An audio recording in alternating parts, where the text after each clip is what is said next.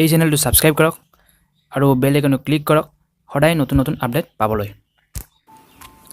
Flipkart বহুত কম মানুহ আছে এই কোম্পানীটোৰ নাম শুনা নোপোৱা। 2007 এই কোম্পানীটোৰ জন্ম হৈছিল, য'ত শচীন বনচল আৰু বেনী বনচলে মিলি এই কোম্পানীটো আৰম্ভ কৰিছিল। শচীন বনচলৰ জন্ম হৈছিল চণ্ডীগড়ত আৰু তেওঁৰ দেউতাকে এজন বিজনেছমেন আছিল আৰু মাকে হাউচৱাইফ আছিল। শচীন বনচলে IIT দিল্লীৰ পৰা কম্পিউটাৰ ছায়েন্সত গ্ৰেজুৱেশ্যন কমপ্লিট কৰিছিল।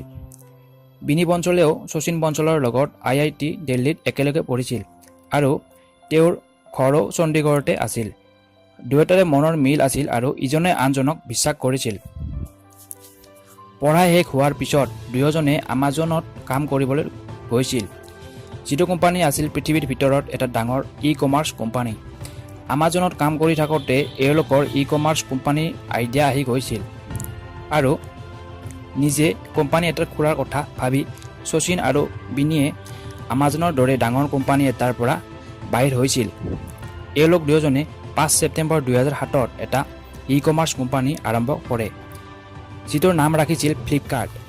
যেতিয়া ফ্লিপকাৰ্ট ভাৰতত আহিছিল তেতিয়া এনেকুৱা ই-কমাৰ্চ কোম্পানী ভাৰতত বেলেগ আহিব পৰা নাছিল। 2007 চনত ফ্লিপকাৰ্টে কিতাপ বিক্ৰী কৰিবলৈ আৰম্ভ কৰিলে আৰু তেতিয়া শচীন আৰু বিনীয়ে স্কুটাৰেৰে কিতাপ ডেলিভাৰী কৰিবলৈ গৈছিল। ইয়াৰ পিছতে 2008-09 চনৰ সময়ত ফ্লিপকাৰ্টে 40 মিলিয়ন টকাৰ মূল্য বিক্ৰী কৰিছিল। এইখিনি কথা গম পাই ইনভেষ্টৰে আকৰ্ষিত হৈছিল। ইয়াৰ লগে লগে ফ্লিপকাৰ্টে পিছলৈ ঘূৰি চোৱা নাছিল। 2014 চনত ফ্লিপকাৰ্টে Myntra.comৰ লগতে বেলেগ অনলাইন শ্বপিং ছাইট কিনি লৈছিল। এতিয়া ফ্লিপকাৰ্টত ফেশ্বন, মোবাইল, লেপটপ, কম্পিউটাৰ আদি সকলো বস্তু উপলব্ধ আছে। 2016 চনত ফ্লিপকাৰ্টৰ বিক্ৰী 40 বিলিয়নলৈ গৈছিল।